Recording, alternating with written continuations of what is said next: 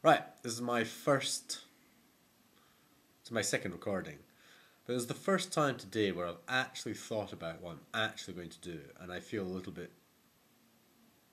spooked, queasy, anxious. I don't really know. It's been 2 weeks since I recorded the last thing. Had some interesting experiences. For example, when I was in London, I finished tango. Um, Last trains home, I did the experiment to do with the risk so on. This one guy who'd also come out of tango, but I'd never spoken to him before. I just started speaking to him, made a good connection, tried this experiment, and it was well timed because effectively you've only got like 3 stops to try and do this little experiment. Um, I connected with the guy quite well, so he was willing to do it quite generously. He said, okay, listen to this. He wanted a level 7 experience, physical. And when I asked him how much money, he said, it doesn't matter, like any amount. I was like, no, come on, give me a number. And he said £2,000. £2,000. I was just like, what? Anyway, last train, Northern Line. Slightly unsure as to whether it was the right train. I kind of asked a woman. There's only one woman in the middle of this train, and there's some other guy miles away down the other end of this train carriage. So I ended up speaking to her, and again, we have nice chats and so on and so forth. So I asked her if she wants to do this little experiment. Again, there's only a few stops, so got a certain time limit. So actually, people feel kind of safe because they know they're going to get off the train, and so are you, and so it doesn't matter. So, however, again, made a quite good connection. This woman, she went for a level 6 or 7. She came up with will. And I was like, okay, and how much money? She initially said 2, and I went, 2, okay, £2. That's not bad, because, I'm used to people from Cornwall saying, nothing, £2. I mean, the maximum was Darren, who came up with £50. I was like, wow. Oh, actually, no, Xiao, in London, she came up with, what was it, £500? Or was it 200? Something like that. Anyway, so she said 2, and I went, £2. And she said, this woman on the train, she corrected me. She said, no, £2,000. I was like, what? What do you mean £2,000? So she said it was like an emergency fund. What? Anyway, I didn't have time to come up with her experience. Sorry. Oh, I did actually, afterwards, but it was a bit too late. I had to get off the train. Then 4 minutes later, I went, do you know what I should have done? I should have told her, just get off the train now. Can you imagine that? Last train, meeting complete stranger, talk about this weird experience, and then say, get off the train. Now, would she have done it? I think she would have. And then we would have gone to a bar or something, and we would have talked about this thing. And then, the amount of money, she said £2,000, £20, £30 to get home in a taxi. And we could have found out, what actually was the appropriate challenge for her, perhaps. But that's quite interesting, that in London, the 2 people that I've actually checked out just randomly happened to say £2,000. That means they're kind of waiting to do challenges. And they've got all this money. They're kind of choosing challenges. I mean, Xiao was planning to go to France. She's an accountant, trainee accountant or something. She's working in the city. And she's going to spend 6 months learning to snowboard, to have a snowboard season in France. Okay, I mean, that's a crazy experience. It's like, wow. So people are definitely up for experiences. But the thing about when people determine it themselves is that it's within their comfort zone in some form. Whereas if you actually get somebody coming along and just kind of like, left field, just presenting something, it's interesting. Anyway, Tav's continuing to do his programming. We didn't do much social experiments, for example, regarding the Beautiful Brigade, the Yes People, or anything like that. He's invited me to return September for 2 months, but I set the condition that he has to kind of pay for staying where I can stay. He's got to have relatively stable conditions. I don't want to be paying for that, okay? I've got very, very limited money, and I don't want to pay for that. I don't want to risk that on his thing. I don't mind risking my time, but I don't risk my time. I think it'll be great pleasure, and it is great pleasure to be with Tav and think things and maybe to actually do stuff. So, I saw my sister, Alchandra, brilliant. And Ian, talked to him as well. They're doing really well.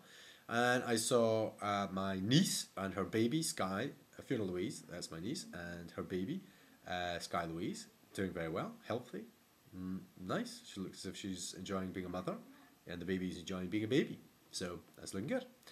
I went up to Scotland, visited my brother who lives in a little cottage outside of Edinburgh in the middle of nowhere. Surrounded by trees and lots of little insects and birds and things, and lovely. Speaking to him, his partner, but I spent most of the days speaking with him. Interesting discussions about leading and following dynamic. We've been through quite a lot, me and my brother. This was kind of a historic meeting because he actually invited me to be with him. Okay, and normally he doesn't do that. And actually he was inviting me to be there because there's something about what I'm doing that interests him now, and he can actually start making sense of, and he might even, potentially, learn something. It's about lightening up and trying to be a bit more relaxed about what he's working on. So he's going through an interesting period in his life. I mean, he's been writing a book for the last 12, 15 years. It's a trilogy, all right, and he's finished the third one, just like the 8th, when the Beijing Olympics popped up. And fantastic. He's such good form, and his partner too. They're in such good form. But anyway, he's now thinking about what he's going to do with his life, and he's thinking about being a bit serious or not, and writing about things that are actually relevant to the world, taking part in society a little bit more, rather than, doing fantasy stuff. Interesting stuff. It was just really nice, and I think there was great progress in terms of our relationship, such that he actually starts to kind of have some glimmer of an idea, no, much more of a glimmer, about what I'm doing, what I'm trying to do, and respecting that, actually. To the point where we even conducted a little experiment with my sister ranging, and if he watches this, that was a great experiment. And it was to do with coordination. And we just watched a video about, and check this out on TED Talks, it's called Competition versus Collaboration, and it's a TED Talk thing from somebody or other, Shirky. Brilliant talk, 18 minutes long, genius, alright? Well, I don't know about genius, but it's certainly brilliant, okay? And it's talking about effectively, instead of people having to plan, effectively you can cooperate and collaborate in real time. The kind of stuff that we were doing with 24 Weeks a year ago, it's the kind of stuff that I tried to do with kids in classrooms. So, and it was really nice. Saw my mum, drove her up here, I'm in Dundee, sneezing away. First day, I'm sitting there thinking, wait a minute, what am I going to do here? Thing with Famey, kind of peculiar.